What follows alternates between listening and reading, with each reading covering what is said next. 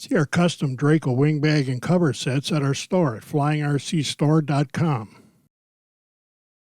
This is the first takeoff done with the R8 turned off altogether. It needed a bit of right aileron, but the elevator was very sensitive and changed a lot with speed. After this flight, we found that the flaps were actually down about 1/8 of an inch when they're in the zero position. We fixed that flap position problem between flights 1 and 2, and I was surprised at how much of effect that had on how the plane flew. I really wanted to slow it down to see how it handled at lower speeds for shooting approaches later.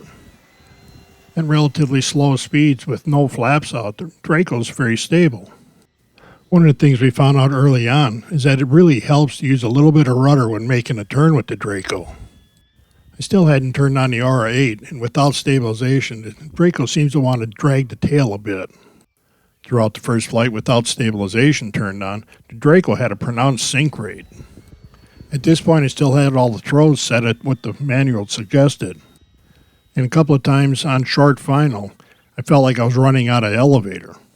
After this flight, we checked the CG, and while it was very close, we decided to move the battery back about 1/2 inch and see how that worked.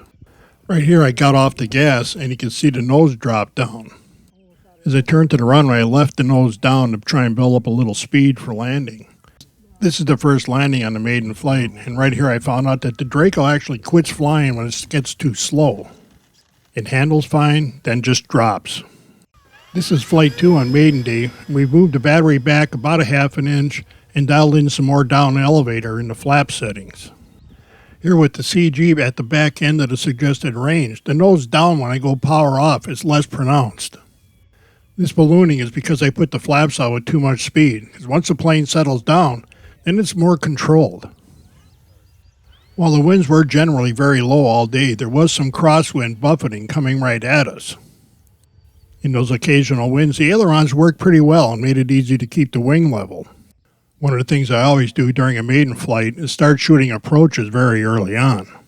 It surprised me a little bit with how much speed the Draco carries even with the motor off. Then it was becoming obvious that the Draco likes a little power on landing, and I was going to have to figure out just what that setting is. By the way, all that suspension and the landing gear and the tail wheel make this a really great driving airplane on the ground.